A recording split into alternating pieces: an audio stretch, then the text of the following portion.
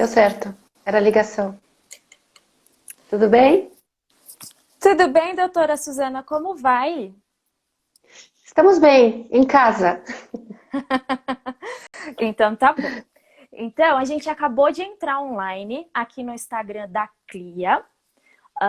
Eu tô vendo que algumas pessoas já estão chegando.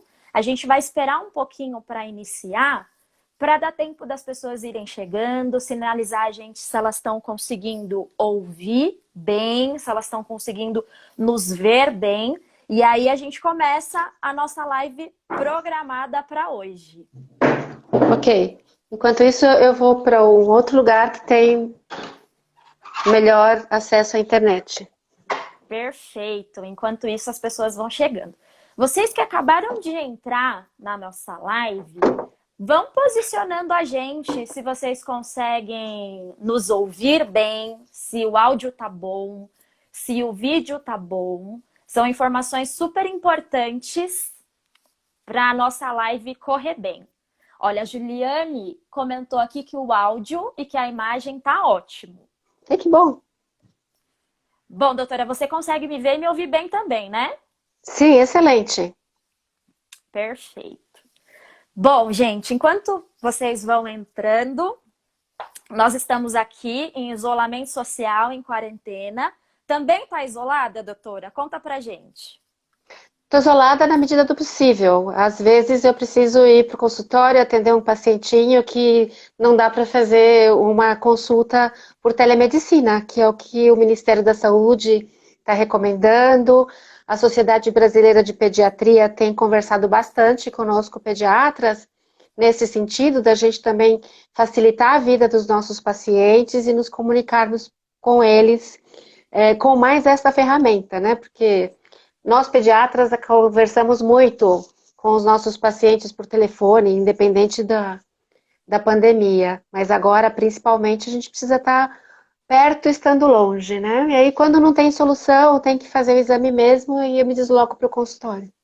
Perfeito. E já, doutora Suzana, que você já falou de pediatra, de telemedicina, vamos aproveitar aí a oportunidade para você se apresentar para a gente, contar quem você é, quais são aí os projetos que você está envolvida, para o pessoal poder te conhecer e entender um pouquinho quem é que vai trazer aí essa live informativa para a gente hoje. Ah, tudo bem. Eu sou Suzana Barrios, eu sou pediatra há mais de 30 anos, tenho título de especialista pela Sociedade Brasileira de Pediatria, que eu sou sócia. Hoje, atualmente, né, já há alguns anos, eu sou docente da Universidade de São Caetano do Sul, da Faculdade de Medicina, aqui em São Paulo, no nosso campus da Bela Vista, com muito orgulho, né? É muito bom ser Legal. docente. Eu sou docente também aí há mais de 20 anos, né, de experiência na Faculdade de Saúde Pública, no Senac, é uma paixão. E a pediatria é outra paixão. E atualmente Ah, eu trabalho na CLIA, é um trabalho muito gratificante, é um sonho de consumo de muitos anos que eu consegui realizar nos últimos 10 anos. Nós temos uma equipe interdisciplinar com vários profissionais da área da saúde, todos muito dedicados, muito competentes, e nós fazemos um trabalho que é o suprassumo da medicina, né? Que é o recomendado em todas as áreas, que é que a gente faça um trabalho conjunto, discutindo os casos e fazendo planejamento caso a caso, individualmente, com a característica daquele indivíduo, compartilhado entre diferentes áreas da saúde. E a gente consegue fazer isso e é o meu grande amor atualmente. ah, que graça. Bom, gente, vou me apresentar para vocês também. Então, eu tenho o privilégio de trabalhar com a doutora Suzana na CLIA. Então, se você está assistindo a gente de alguma outra cidade, nós estamos localizados em Santo André, né? A CLIA fica localizada em Santo André. Eu sou psicóloga clínica, então faço parte dessa equipe interdisciplinar que a doutora Suzana comentou. E aí, nós estamos aqui hoje para fazer uma live informativa mesmo, né? O tema que a gente escolheu são problemas respiratórios em bebês e pré-escolares, né? Nós já vínhamos combinando há algum tempo com a doutora Suzana essa live para trazer conteúdo que agreguem a vida de vocês. Então, eu queria dizer que vocês estão autorizados a enviarem perguntas, né? Talvez a gente não consiga responder todas as perguntas, mas a gente vai lendo aqui na medida do possível. E aí a gente vai selecionando algumas perguntas para a doutora Suzana ir respondendo também no decorrer da live, tá bom? Então participem, né? A ideia de ser uma live e não ser um vídeo é para que vocês participem. Inclusive, a Rê está dizendo aqui, doutora Suzana, que você é um anjo em forma de doutora. Que fofa, obrigada. Então tá bom, gente, continuem participando, podem dar o coraçãozinho de vocês aí, podem mandar os elogios, a gente fica muito feliz com esse reconhecimento. Então vamos abusar da doutora Suzana hoje, que se disponibilizou para fazer a live com a gente. Então, como eu falei para vocês, o tema é problemas respiratórios em bebês e pré-escolares. Então, que responsabilidade, né? Tipo, fazer uma entrevista com a doutora Suzana. Eu fiz uma pautinha que eu vou acompanhar aqui para a nossa live ficar estruturadinha, ter começo, meio e fim. E aí vou fazendo algumas perguntas para a doutora Suzana e aí a gente vai conversando com vocês conforme as dúvidas forem aparecendo. Tudo bem, doutora? Ótimo, bora lá. Então, perfeito. A gente tinha conversado um pouquinho antes da live, né? E a própria doutora Suzana tinha sugerido da gente falar sobre as questões respiratórias nos bebês. E aí, doutora, a gente pode imaginar que essa seja uma demanda bastante significativa na clínica, né? A senhora pode falar um pouquinho sobre isso? Bom, como todas vocês que são mães sabem, né? Vivenciam isso no dia a dia, os problemas respiratórios são o principal problema dos nossos pequenos, né? Na porta, que a gente chama, né? Na porta, no pronto-socorro, basicamente 80% dos casos se resumem a problemas respiratórios. Só que essas doenças respiratórias são aí uma chave muito grande de doenças diferentes. A maior parte delas são doenças provocadas por vírus e, em regra, salvo algumas exceções, como a gente está vivendo hoje, são doenças que a gente fala que são autolimitadas, quer dizer, o nosso próprio corpo, ele consegue resolver a infecção. Apesar de que a solução para isso, às vezes, são sintomas que deixam a gente se sentindo mal e às vezes confundindo os sintomas com a própria doença, né? Tipo secreção nasal, febre, tosse. Todas essas sintomas são parte da defesa do nosso corpo. É o chamado mal necessário. Na verdade, é um bem que nos causa um desconforto. Mas, sim, quanto mais jovem a criança, maior a chance dela adquirir uma doença, né? Ah, doutora? Quanto mais bebezinho, mais problema respiratório tem? É isso? Por que que nós adultos dificilmente ficamos gripados, né? Porque a gente, com esse monte de anos nas costas, né? A gente já entrou em contato com os vírus, às vezes com as bactérias. Maior parte das vezes nós tivemos um desconforto, acho que vou ficar doente, meu Deus, eu não estou me sentindo bem, o que será que vai acontecer? Não acontece nada. Ou 1, 2, 3 dias de febre, aí você tá bom. O que aconteceu aí? O seu sistema imunológico detectou um agressor e começou a funcionar. E aí a gente demora para fabricar uma célula nova, chamada anticorpo, que vai ser específico para esse agente. Vamos chamar de agente porque pode ser vírus, bactéria, fungo, blá, né? Às vezes a gente demora 12, 15 dias para fabricar um anticorpo específico para ele. É como se a gente tivesse detectado e na verdade a gente faz isso mesmo, a gente detecta e vai lá para a medula óssea e começa no nosso sistema de produção de glóbulos brancos a fazer aquele que vai acoplar certinho naquele micróbio e vai tentar destruí-lo. Se tudo é certo, vai destruir mesmo.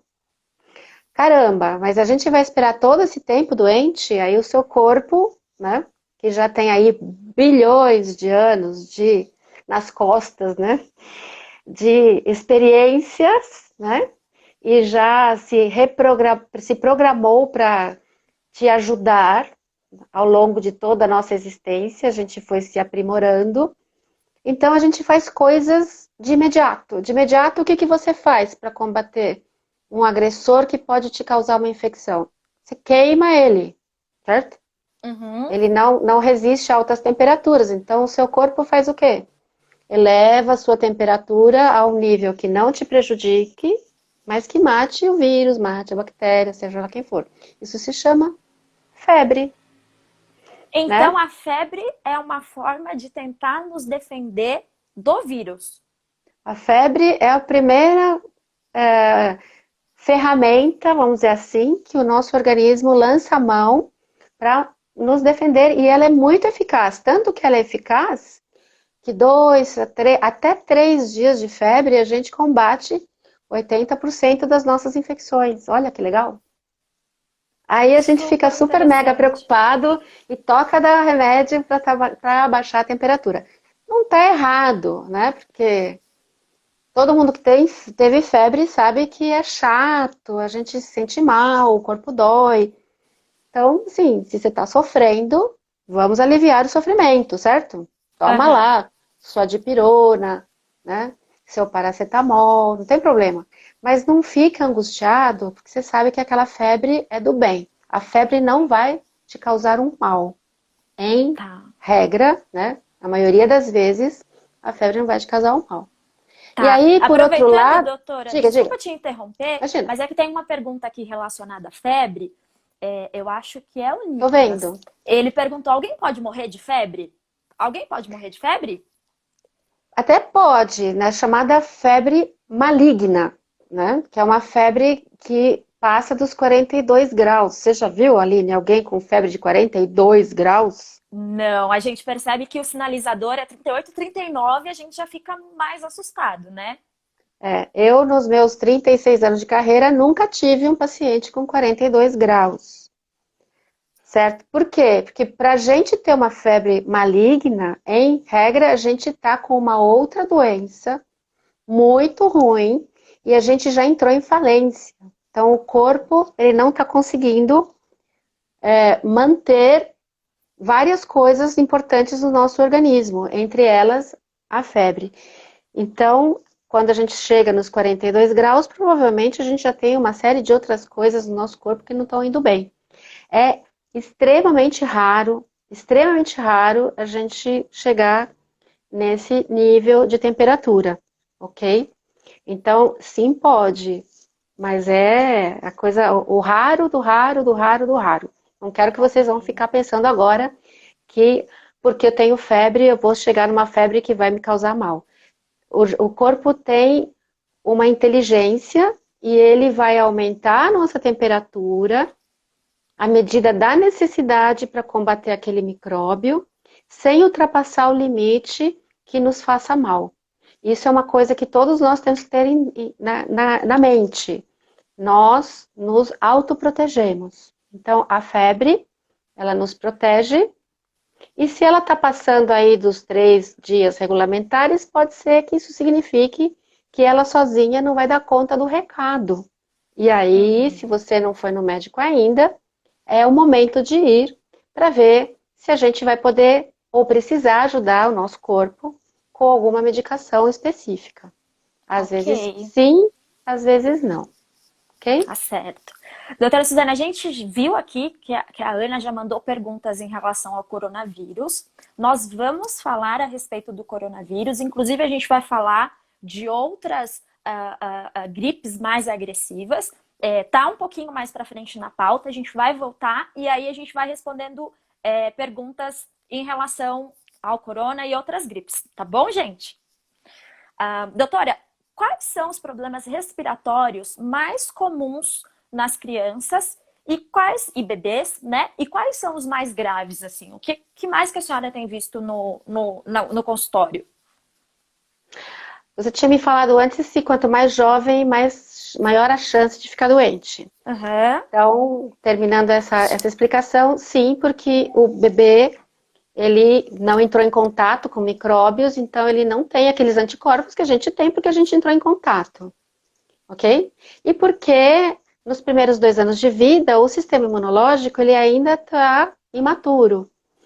Então, a gente tem aí um número mágico, que uma criança muito pequena, antes dos 2 anos, ela pode ter aí em torno de 8 infecções respiratórias por ano. Uhum.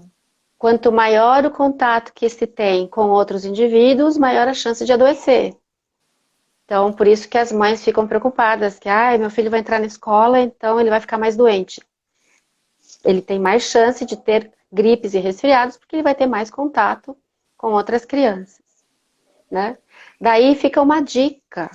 Se a gente tem um bebê muito pequenininho, principalmente nos primeiros 6 meses, não vale a pena a gente expor esse bebê a um contato muito grande com outros indivíduos, porque a chance dele adoecer é maior.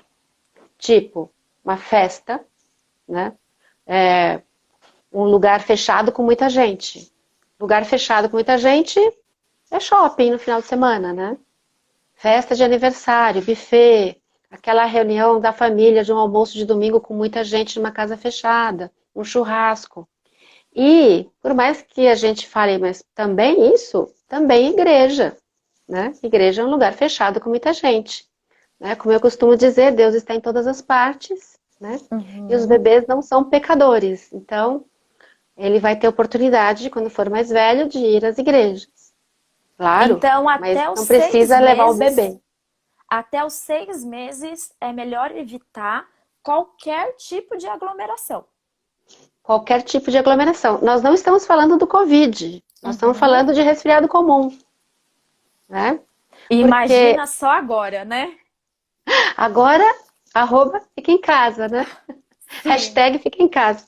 Enfim, mas ó, se eu que sou adulta, tenho um resfriado comum, eu posso ter um resfriado comum por vários tipos de vírus diferentes. A gente tem ao redor de 1000 vírus que podem causar gripes e resfriados, ok? Uhum. Ok. Nós não estamos falando do corona, nós não estamos falando do influenza, o H1N1. Nós estamos falando que tem, além desses, um baita monte. Eu, adulto, com o resfriado, não sei qual desses caras está comigo. Se for um vírus sensicial respiratório, que em mim vai causar um resfriado, e eu tiver no mesmo lugar, fechado, né, com muita gente, do lado de uma criança pequena, um bebê, e ele pegar o meu vírus sensicial respiratório, ele não vai ter um resfriado. Ele vai começar com um resfriado que vai evoluir para uma bronquiolite. Então, esse que é o grande X da questão, né? Alguns vírus respiratórios, que também são autolimitados, que eles saram sozinhos, que não tem remédio que cure, que é o nosso sistema imunológico, numa criança pequena, pode levar ela numa internação por uma falta de ar importante, né? Que ela precise de oxigênio e que ela tenha que ficar alguns dias numa UTI. Então, quanto menor a criança, maior o cuidado em deixá-la em atividades ao ar livre, né? Com pouca gente, ok? Se a gente não tem outra solução e tem que mandar essa criança para escolinha, tudo bem, a gente vai saber escolher uma escolinha que tem um ambiente bom, que vai ter um lugar para tomar sol, que o lugar que a criança vai ficar naquela sala interna da escola tem uma janela grande que vai ficar aberta, né? Que vai ter uma quantidade de crianças menor por cuidador, entre 4 a 6, mais ou menos, no máximo, o ideal é mais para 4 do que para 6. Então, a gente pode tomar todos esses cuidados, né? A escola, por mais que nos ajude a ter mais contato e mais resfriados, não é o pior lugar. O pior lugar são lugares que não recebem sol, que não tem troca de ar e que tem muita gente ao mesmo tempo, como os que eu já citei, né? Então, As doenças mais frequentes são os resfriados comuns, aquela doença que pega mais as vias aéreas superiores, que a gente chama, né? Então vai pegar nariz, com muita secreção, muito espirro, aquela tosse inicialmente seca e depois encatarradinha. E as gripes, os vírus, eles penetram mais adentro nas vias aéreas chamadas inferiores, que é o brônquio, né? E vai dar aquela tosse produtiva por mais tempo. Um resfriado dura aí em torno de uns 14, 15 dias, 2 semanas. Uma gripe pode durar até 3 semanas, dificilmente 4 semanas. Nossa, bastante. Bastante, né? Por isso que a gente fica agoniado, né? Você tá lá com o seu bebê, que teve febre, a febre passou, aí começou a tosse mais encatarrada, que geralmente na época que a gente tá com febre, todos nós vamos nos lembrar de quantos resfriados a gente já teve, né? Você tá lá com febre, tá todo dolorido, de repente começa uma tosse mais seca, uma dor de garganta, e só depois é que vem as secreções, né? Uhum, Aí, entendi. geralmente, a secreção vem, a febre passou, só que a secreção vai ficar aí de 2 a 4 semanas. E como dura bastante tempo, né, doutora? Isso é até uma informação que me deixa surpresa, né? Não tenho filhos ainda, mas eu não imaginei que pudesse durar até 4 semanas. E aí, como é que as mães, em especial os pais, né, devem começar a fazer o manejo desses sintomas quando eles começam a aparecer? Então, o que que deve ser feito? Quais são as preocupações que devem ser tomadas, né? E aí, se você puder trazer dicas para a gente também, ajuda bastante. Bom, primeira coisa que a gente tem que saber é que quem tá com febre e depois que você deu lá o seu remedinho para febre e a febre cedeu, passou, não tá lá com 37, 37,5, 36 e a criança tá lá feliz, brincando, sem falta de ar, dá para esperar, ok? Uhum, Porque uma infecção bacteriana vai dar febre. Uma infecção por vírus vai dar febre. Como é que eu sei se é vírus ou se é bactéria? Alguns sinais. Quando é uma infecção por bactéria, é uma coisa que agride mais a gente fica mais doente. Então, mesmo a febre tendo abaixado, a gente está lá quieto, sem apetite, quietinho no canto. Muitas das mães que estão nos ouvindo agora devem lembrar dessa situação, que já teve ocasião que o seu filho ficou com febre, a febre passou, saiu brincando. Você pegou lá seu filho com 38,5, né, largadinho, choroso, ficou com dó, carregou para o pronto-socorro, entrou no consultório do médico, o menino tá lá pulando, né? uhum, Certo? Isso é comum. A gente entende a aflição de vocês, e a gente entende que depois ele tá bem, graças a Deus, né? E às uhum. vezes a gente tá lá com a criança com 38,5, deu o remedinho, a febre abaixou, ele continua largadinho. Aí você tem que se preocupar. Então, o que eu queria deixar aqui de grande dica: a febre é uma coisa muito importante para a gente acompanhar, e febre por muitos dias não é legal. Mas mais importante do que a febre é o estado geral, né? Se o seu filho tá lá com um comportamento diferente, muito quieto, não está aceitando comidinha, né? Tá lá muito sonolentinho, mesmo que seja o primeiro dia de febre, isso é para preocupar bastante, né? Perfeito. Principalmente se tem outras coisas associadas a isso, né? Tipo vômito. Ninguém vai sair correndo porque vomitou uma vez de manhã e uma vez à noite. E a criança na boa, ok? Mas se são vômitos que você não está conseguindo controlar em casa, vomitou uma vez, vomitou duas, a terceira você já está indo para o socorro. Não dá para esperar. Eu falo para os meus pacientes, não espera mais do que 3. Não vai parar. Então, outros sintomas, né? Falta de ar, né? Pode até estar sem febre. Tá lá, aquela dificuldade, né? Para respirar. Nunca aconteceu isso antes? Pega tranquilamente seu filho, sua filha, vai. Se você tiver condições, liga para o pediatra dele para ver se ele te dá alguma sugestão, até de onde ir, mas você já sabe que você não vai ficar com essa criança em casa, né? Então, febre, por mais de 3 dias, falta de ar, vômito e criança largadinha a qualquer momento, mesmo sem febre, são sinais de alerta. Perfeito, doutora. Muito, muito esclarecedora essa dica que você deu. Porque a gente trabalha com pais, eu trabalho com mães, trabalho com gestante, com puérperas, principalmente mães de primeira viagem, né?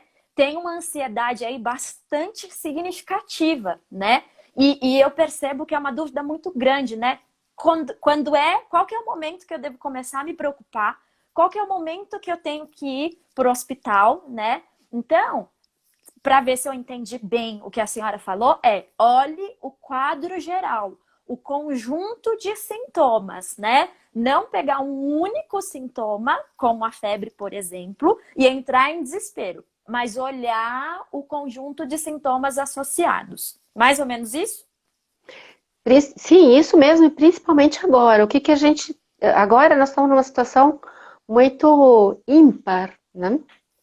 Porque a gente sabe que qualquer vírus é contato pessoa a pessoa que a gente vai pegar. Agora, um vírus mais agressivo, a gente não quer ficar perto de ninguém. Então, o que a gente tem que lançar mão agora, se você está preocupada com o seu bebê, com a sua criança mais velha, com o seu adolescente, com o seu adulto em casa, se possível, entre em contato com o seu médico de referência para trocar uma ideia antes de ir para o pronto-socorro, para evitar ficar próximo de uma pessoa ou de outra, né?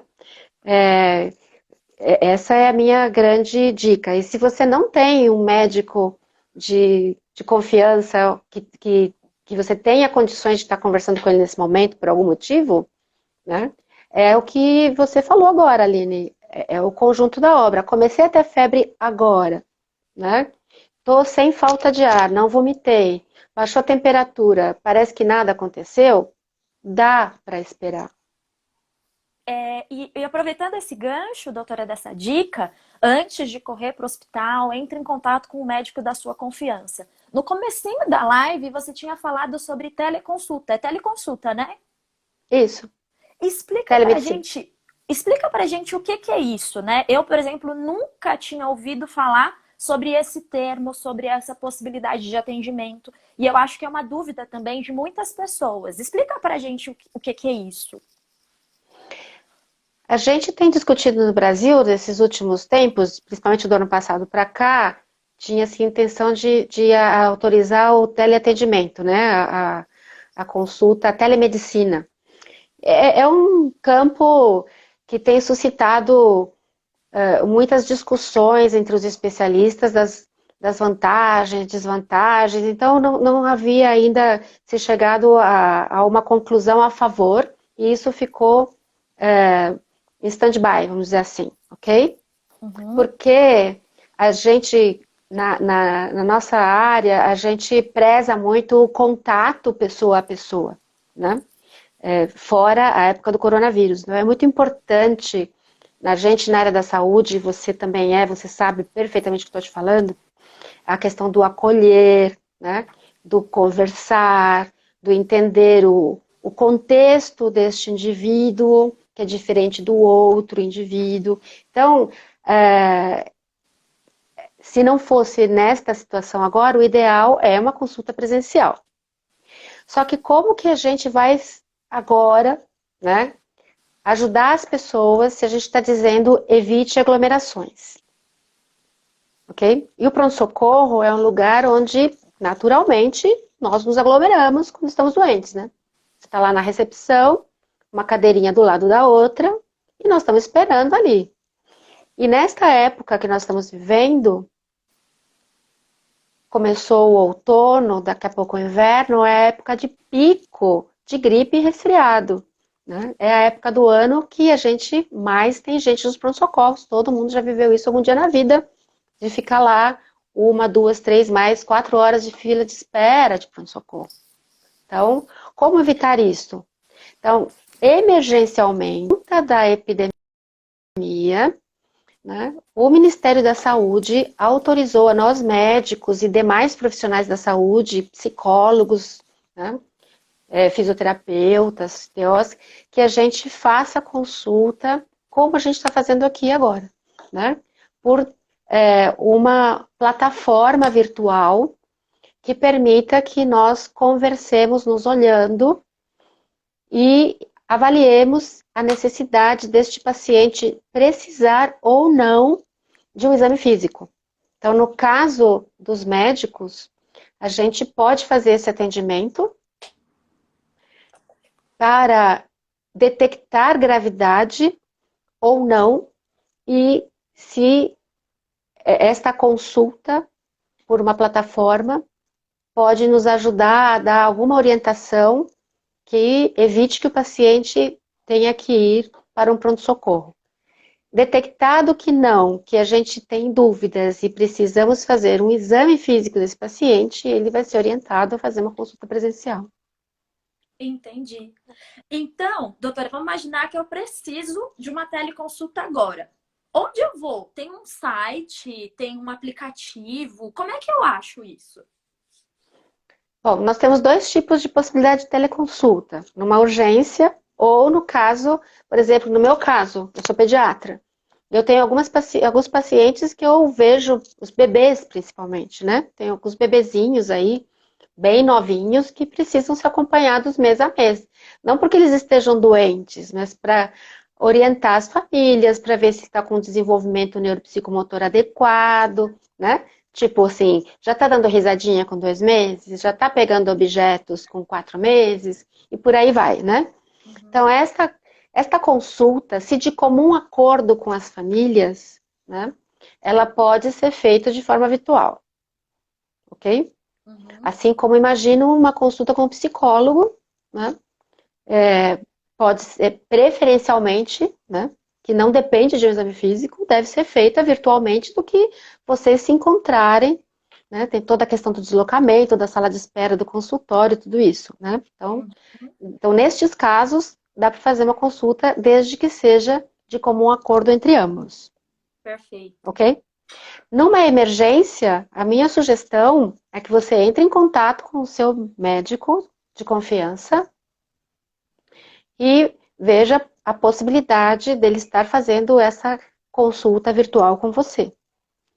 Se isto não for possível, o que a gente sabe é que alguns hospitais, né, os bons hospitais do ramo aí, né, eles estão se organizando com salas em que os médicos do hospital nos dirigimos a essas salas com uma plataforma do próprio hospital para que as pessoas que não têm condições de ter um médico naquele momento da sua confiança possam entrar em contato com o hospital e esta sala de teleatendimento atende e orienta. Ok? Então aí tem que ver cada um com os seus planos de saúde, os hospitais da rede conveniada, você pode entrar em contato com a central e se orientar, se informar se dispõe desse atendimento, que isto já está acontecendo. Perfeito. Super pertinente também. Inclusive, era uma dúvida minha. Falei que a gente ia abusar da doutora Suzana hoje para tirar as nossas dúvidas. E vocês que estão assistindo a gente, aproveitem, encaminhem as dúvidas de vocês. Agora a gente chegou aqui na nossa parte da pauta, onde a doutora Suzana vai se aprofundar um pouquinho, né? A respeito do Covid-19. Ela vai falar um pouquinho também a respeito da influenza.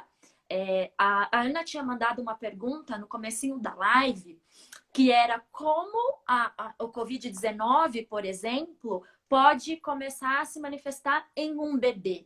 E aí, a gente pode aproveitar a pergunta dela, doutora, e aí a senhora fica à vontade para falar um pouquinho tanto do Covid quanto da influenza ou de alguma outra gripe que a senhora achar pertinente.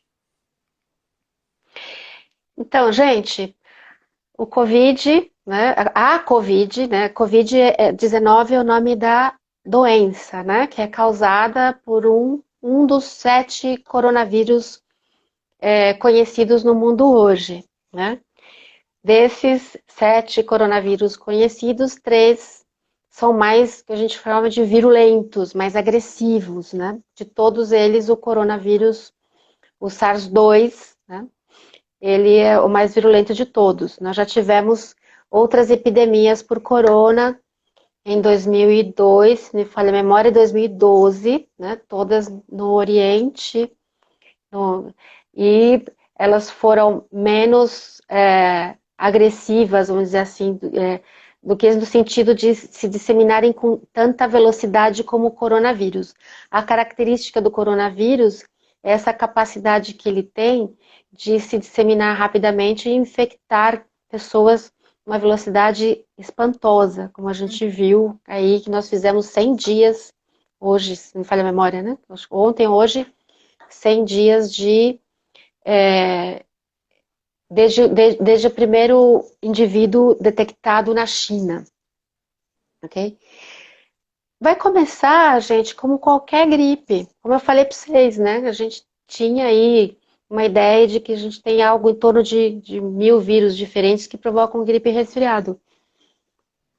A gente não sabe qual deles que está causando aquela gripe, aquele resfriado, né? A menos quando há necessidade que a gente faça testes para identificar, porque isso vai fazer diferença no tratamento, né? Eu falei para vocês agora há pouco que a bronquiolite começa como um resfriado. Então, o bebê começa lá, geralmente são crianças abaixo dos 2 anos, né? Que ela começa lá com secreção nasal, uma tossezinha, uma febrinha, e lá por volta do terceiro, quinto dia, começa a fazer uma falta de ar, e aí a gente vai para um socorro. Bom, pneumonia dá falta de ar, né? Bronquiolite dá falta de ar. Bebê chiador, né? Aquele bebê que, por causa da idade, a gente não diz que é asma, a gente diz que é bebê chiador, mas ele tem um quadro, digamos assim, asmático, Aham. né? E pode ser desencadeado por um resfriado, e aí ele tem um broncoespasmo, ele vai ter falta de ar. Então, afinal de contas, por que essa falta de ar? Então, a gente tem alguns indícios para a gente achar que é mais uma bronquiolite ou menos uma pneumonia. Mas chega uma hora que você vai fazer um teste, e aí você vai identificar lá que você tem o tal do vírus. A gente identifica uma criança ou um indivíduo com um quadro típico de gripe e com falta de ar. A gente tem capacidade de testar para saber se isso é influenza, influenza A ou B, se dentro dos A's é o H1N1, porque aí a gente tem remédio para isso, né? Tem um antirretroviral, né, o oseltamivir, que a gente pode dar nos casos de confirmação da gripe H1N1 e que sabe que vai melhorar em poucos dias, porque a gente tem remédio para isso, né? No caso atual da Covid, a gente tem testes, porque a gente tem que dizer se ele vai ter que ficar aí isolado ou não. Mas como que isso tudo começa? Igual a qualquer gripe e resfriado. Vai começar com dores no corpo, dor de cabeça, às vezes febre. Sabemos que nem todos os pacientes com COVID, com o coronavírus têm febre, mas às vezes febre, né? É importante. E algumas particularidades da COVID, né, da doença COVID-19, que é a tosse seca. E diferente de outros vírus, a gente tem pouca incidência de casos com coriza, né, com aquele muco nasal. Então, atualmente, qualquer sintoma que a pessoa refira, que a gente enquadre numa gripe, até prova em contrário, nós vamos cuidar deste indivíduo como se fosse Covid, Uhum. né? A gente só vai dizer que não é depois que o teste chegar, ok? E aí a questão do teste, né? Nós temos 220 milhões de habitantes no Brasil, a gente padedel, ok? Então, enquanto a Nossa. gente não tiver enquanto a gente não chegar para nós os testes rápidos, né? Nos lugares onde só se dispuser, nas cidades que só se dispuser dos testes tipo SWAB, né?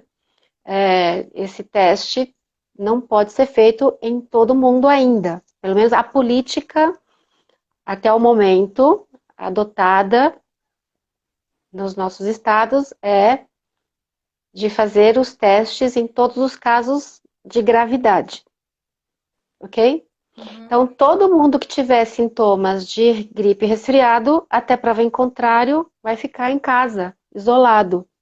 E em casa isolado quer dizer isolado das outras pessoas em casa, inclusive, sempre que possível, ok?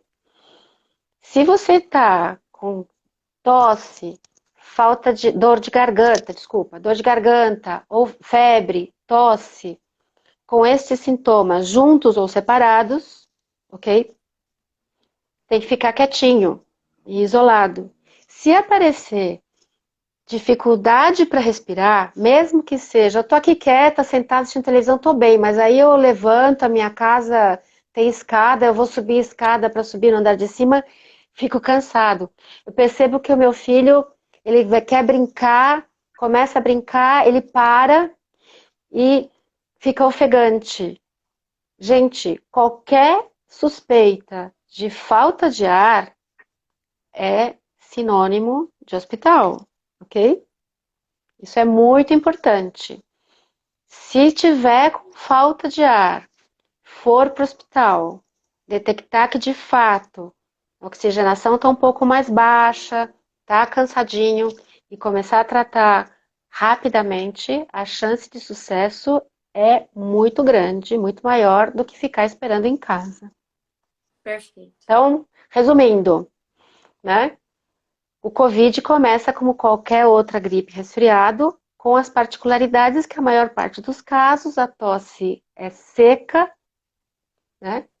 E com o passar do tempo, os casos graves evoluem com falta de ar. Perfeito, doutora. A gente está caminhando para o final da nossa live, mas a doutora Suzana ainda vai falar um pouquinho a respeito das medidas preventivas, né?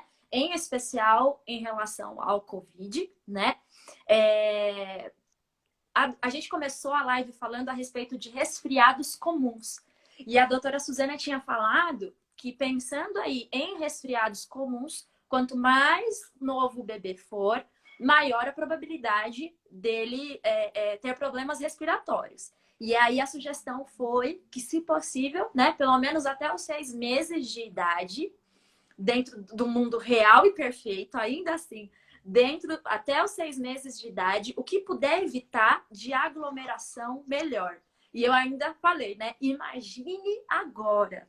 Então, doutora, para a gente poder ir caminhando para o final, traz para a gente aí quais são as medidas preventivas que a gente tem que tomar, em especial nesse momento, que a gente corre o risco aí de ser contaminado com muita facilidade com o Covid. Bom, é o que eu imagino e torço para que todos os que estamos aqui juntos hoje estejamos fazendo, né? Fique em casa. Nós vimos isso nos primeiros países onde aconteceu a doença, né? Como que China, Coreia conseguiram melhorar a situação nos seus países, no isolamento, porque o vírus ele precisa da gente para viver, ok? O vírus é um micróbio, é um organismo unicelular e ele não tem capacidade de se reproduzir sozinho. Ele só se reproduz se ele entrar num outro ser vivo, né? E usar a nossa célula, emprestar o nosso DNA para fazer a replicação do genoma dele para fazer uma nova célula dele. Então, se não tiver gente, não tem vírus, ok? Então, quando a gente fica em casa, a gente se protege de ser contaminado de um indivíduo que esteja na rua, doente ou às vezes assintomático. A gente precisa lembrar que dos infectados, 80% não tem sintoma absolutamente nenhum. Nenhum. Então você E está lá do todo lado de mundo uma pessoa. esquece disso, né, doutora? Exatamente. Você não sabe, você está do lado de uma pessoa que não teve febre, que não tem tosse, que está ótima, linda, divina, maravilhosa, você não sabe se ele é portador são daquele vírus, ok? Der o azar de você estar do lado de uma pessoa que é portadora sã e você pega o vírus, você também pode ser portador são. Você vai levar o vírus para dentro da sua casa, né? Para o seu convívio, para o seu vizinho e alguém vai ficar muito doente, ok? Então, a melhor forma de se prevenir do vírus é o isolamento social responsável. E a segunda coisa, tão importante quanto, segunda coisa, porque eu estou falando em segundo lugar agora, mas a importância é a mesma, é a higiene. O vírus morre com sabão. Olha que legal. Então a Tão gente precisa complicar. simples, né? Tão simples, né? Todo mundo. Não posso dizer todo mundo, porque tem gente, infelizmente, muito pobre que não tem sabonete em casa. Aham. Mas E é uma uma medida tão. realidade também, né, É uma Duda? realidade. Da desigualdade, Exatamente. né? Horrível. Enfim. Mas, gente, sabonete mata vírus. Ok? Então, nessa agonia de hoje em dia, não tenho. Acabou o álcool gel, não consigo comprar. O álcool gel você vai deixar na bolsa, né? Se você precisa levar seu filho ao médico, ou se você não tem jeito, né? O supermercado só vai trazer, como ainda aconteceu comigo há 2 semanas atrás, fui pedir a compra no supermercado e ia trazer só depois de 15 dias. Eu falei, não tem jeito, vou precisar descer, né? E fazer uma comprinha. E já encomendei as próximas 2 semanas. Pronto. Então, nessa hora, você enfia o álcool gel na sua bolsa, e usa o álcool gel porque você não tem como lavar a mão no carro, no supermercado, tudo mais. Mas em casa é lavar a mão com água e sabão. Aí você teve que sair por algum motivo para fazer alguma coisa que não tinha jeito, você teve que sair. Teve que sair para levar seu filho no médico no pronto-socorro, beleza. Teve que sair para fazer a compra porque não tinha jeito, beleza. Voltou? O que você faz? Tira o sapato, coloca o sapato, se você não mora em casa térrea, põe o seu sapato na área de serviço, entra direto pro banheiro, ok? Tira toda a roupa, certo? Coloca dentro do saquinho de plástico, vai, toma banho, ok? Põe roupa limpa, pega o saquinho com a roupa suja lá dentro. Por que você colocou no saquinho? Para você não mexer na roupa que está contaminada. Põe na máquina, colocou a roupa na máquina, lava a mão de novo. Suzana, que exagero. Pois é, verdade. É um exagero. Desnecessário, né? É um exagero. Agora é a hora da gente exagerar com higiene, certo? Foi colocar o lixo no cesto de lixo lá na lixeira do seu andar do apartamento. Ótimo. Voltou? Usa o cotovelo para fechar a porta de casa, não mexer em nada e lava a mão, ok? Tá em dúvida? Não tem álcool gel?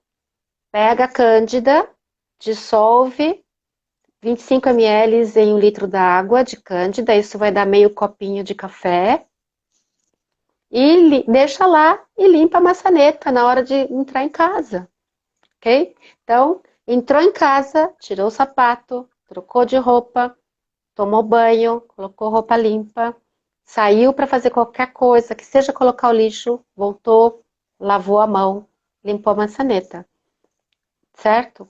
E aí a gente tem que falar isso para todos os nossos, né? E as compras do supermercado? Vieram direto para o tanque, ok? Aquilo que você puder, você dá banho, né? Eu passei a terça-feira dando banho no melão, no mamão, na banana.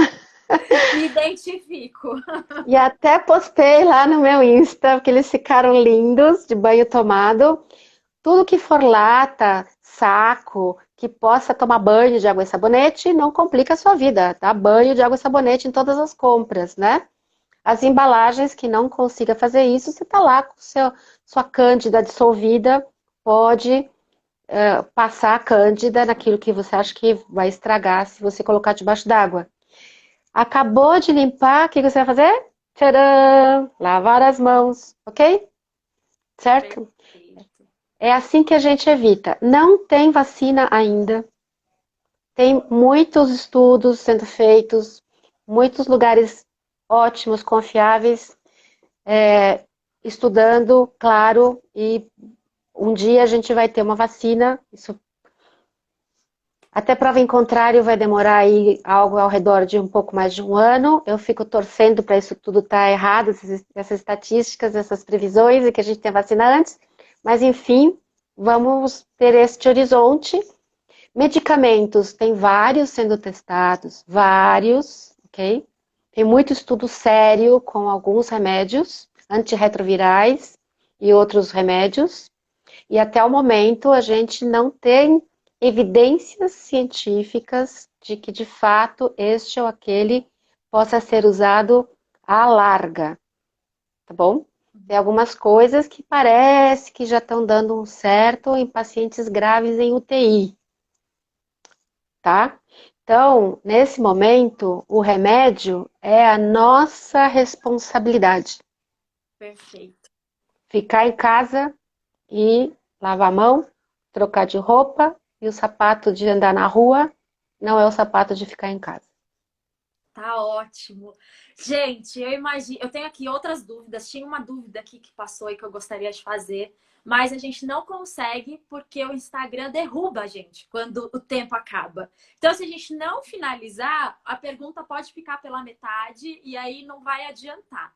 Então, eu gostaria de encerrar agradecendo a doutora Suzana pela disponibilidade, né, por vir fazer essa live informativa e super necessária, né? A live, ela vai ficar disponível por 24 horas, então vocês que nos assistiram, indica para os amigos de vocês, indicam para as mamães, para os papais, mas eu acho que a live foi para bebês, mas assim, super serviu de orientação em vários aspectos, principalmente no que tange as questões relacionadas ao Covid, né? Então, compartilhem, a gente vai deixar salvo. Esperamos ter outras lives informativas como essas para trazer conteúdo para vocês. Mas a gente precisa encerrar, porque vai cair em instantes. Doutora Suzana, muito obrigada. Espero que a senhora apareça mais vezes aqui no Instagram da Clia. E é isso. Boa Páscoa para a senhora, boa Páscoa para todo mundo que está assistindo a gente. E quer falar alguma coisa, doutora, para se despedir? Sim, obrigada, Aline, pelo convite. Obrigada a vocês todos que estiveram aqui. Esperemos que a gente tenha ajudado com alguma coisa e a gente está aí à disposição, né? A Clia está à disposição sempre. Um abraço a todos, muito boa Páscoa a todos. Tchau, doutora. Um beijo. Tchau, gente. Bom Tchau, descanso. gente. Boa Beijos Páscoa. aéreos. Tchau, tchau. Tchau, tchau.